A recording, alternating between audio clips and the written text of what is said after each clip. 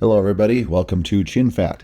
In this episode I'm continuing going over Davinci Resolve. We've gone through editing, sound mixing, and now I'm going to start getting into color. Actually, after this episode I will, because right now there's something that I kind of forgot to cover, and that was creating proxies inside Davinci Resolve. Now what proxies do is, if you're using a camera that has a really high resolution, like, I don't know, like the red helium camera that's like 8K or something that is 6K and you're shooting in RAW, and when you bring it inside Resolve, if you're working on a slower computer, or even if just it's so high resolution that even if you're on a decent computer, your footage is stuttering and struggling to play back, you create a smaller version of your media.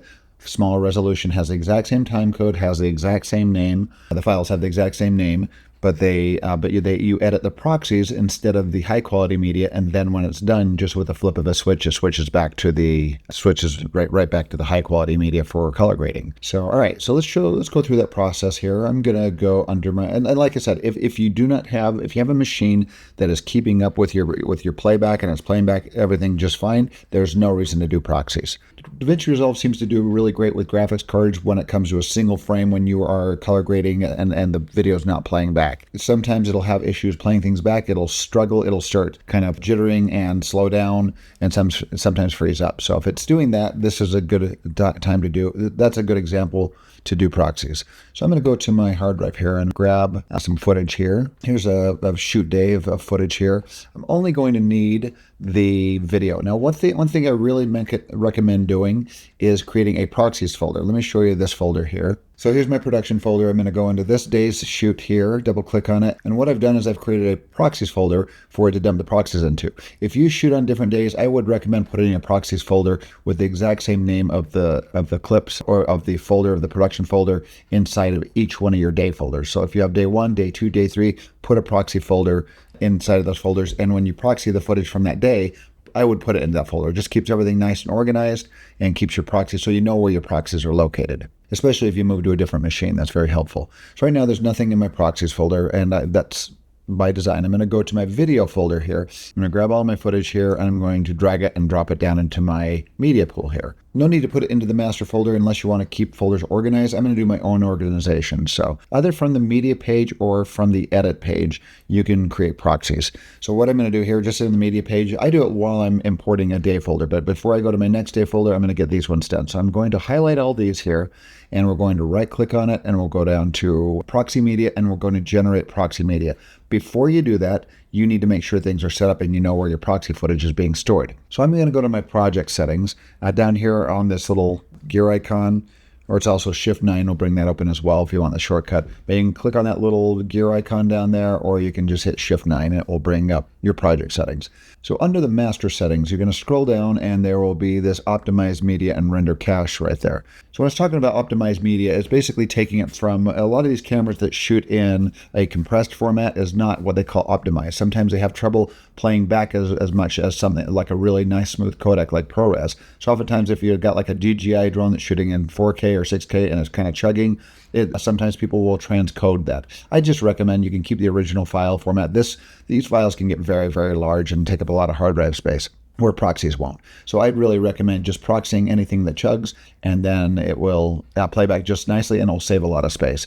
So we're going to go under proxy media format. You do not want a high resolution file. That kind of defeats the purpose. I'm going to click on this and we're going to go to ProRes. 422 proxy is a really great optimized media format that plays back really nicely. And there's also a resolution right here. This footage that I brought in is 4K. So if you go half, it's going to cut it down to 2K. And actually, even though that says half, it's kind of weird. People think of it as half, but it's actually 1/4 the resolution, if you don't believe me. So we'll go to the calculator here. I'm going to figure out my total amount of pixels in a 4K image. We're going to say 4096 times 2160 is a standard 4K resolution format, but that's going to give me my full pixel counter there, how many pixels I have in that resolution here. Okay, and it's nearly 9 million pixels, 8,800,000 pixels approximately. If you cut that quote unquote in half, which is actually literally 1/4 the resolution, 2048 times 1080, which looks like you've cut the 4096 in half and you've cut the 2160 in half, and I hit enter, it's actually 2,200,000 pixels. So that is literally 1/4 the amount of pixels.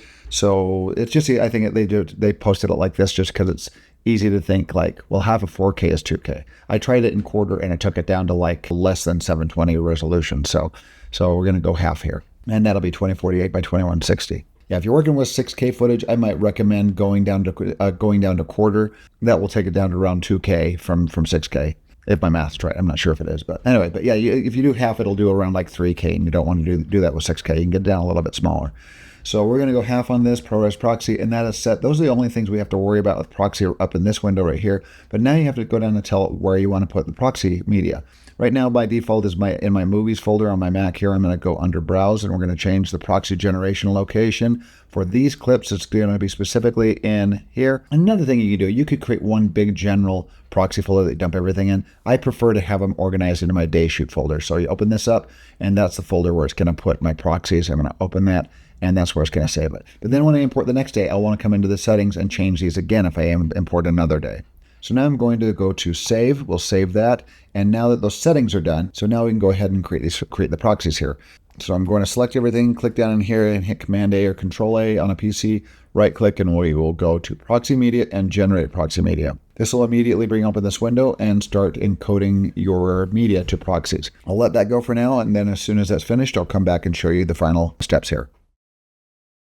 Okay, so the proxy generation has completed. Let's look at our folder here. I'm going to bring open my folder, and we're going to open this up. And we're going to look at first of all, let's look at the regular video here. So I want to look at the difference in the resolution here. So the important footage that I have right now, I'm going to go to list view up here.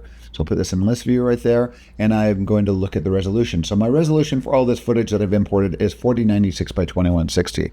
Let's look at the proxy media. I'm just going to open up one of my proxy clips here. There's my proxies folder. Just double click on proxy media, and it's got the project name as well, so it sticks, and even the date. Oh my gosh, folders within folders here. So here's some of the media. I'm just going to double click on one of these here and open it up, and I'm going to hit Command I within QuickTime, and it's going to tell me the resolution. The resolution is right there. That is the actual resolution of the file. So this is a lot smaller than 4K here. So those are the proxies that it's going to be using there. All right, so now I'm going to go to Edit. We'll go to Edit. And when you look at the footage that we've encoded, you're going to notice on the bottom of each clip that I've proxied here, it's going to say HQ, and it's got a little thing behind it right there, and that's the proxy right there. So there are actually two physical clips for this now. But if you want to switch between the high quality media and the proxies, all you have to do is go up to this little drop down menu right here. This little drop down menu right here at the top of your window, and we click on this, pull it down, and you can say prefer proxies. You have the disable all proxies, so if you don't want to even mess with those at all, but we're going to do prefer proxies. And now we can move over to this side, and you'll notice that everything that has been proxied to switch to that little magenta-ish tab there, and then the high quality is behind it. So now it is referencing the proxies, and this will work really, really fast and really, really smooth. One thing that I've done here is I didn't worry about adding a LUT to it. This was shot in log format. If you're going to be editing and you don't want to edit in this very flat format here, we can grab all my media. Before I organize this, I'm going to grab all my media. I'm going to right click on it. We'll go to LUT, and I'm going to add a LUT. This is a Blackmagic. We're going to go Blackmagic 4K to Rec 709 here. To Rec 709 right there. Click on that, and then everything now is no longer displaying in log. It's got a Rec 709 look. It's a little more contrasty, and I'm just going to leave that on while I'm editing. But let's grab all these. I'm going to organize these into a new day folder. We're going to right click in my master bin, and we'll just call this day one footage or something like that, whatever you want to call it. So I'm going to grab all my media down here. Click on one, hold down shift, and I'm going to drag all my raw footage into that day one folder there. And now you can repeat the process and bring more footage in if you want, bring the next day footage in and repeat the process there. So, but right now, if you've done some editing on these things and you want to get the color grading, I'm just going to throw a bunch of edits onto the timeline. Not really edited, but just these full clips. Drop these full clips onto the timeline. If you got a bunch of stuff on here, you've done some editing, and you want to get rid of that LUT before you start, so you can start color grading. This is my timeline right there, and I like my timelines out of my bins here. This is my bin or one of my folders. I'm going to grab my timeline and drag it into the master folder. So now into the master folder, I've got my day footage folder, and I've got the timeline one. But let's go to this day folder here. You can grab all your footage here. Say we've got finished editing and we're ready for color grading. We can right click on all my footage here, go to the LUT and say no LUT selected. It brings it back to the log format. So now we have the full dynamic range that we have available to us to start our color grading. And then after getting rid of the LUT there as well, and we're ready to start color grading, the last thing that you need to do is you don't want to color grade your proxies. They're much lower quality. So we're going to go up to my top here. So we're going to go up to the top of here, and we're going to switch that to prefer camera originals. That will be the high quality media. And now you can see everything in my timeline is the high quality media. Everything out here is in the high quality media, no longer the proxy. And that's what you want to color grade. And then you can switch to your color page and start your color grade. Well, that's it for this episode. In the next few episodes, I'm going to be getting into color grading. So thank you for watching this episode, and thank you for subscribing to Chin Fact.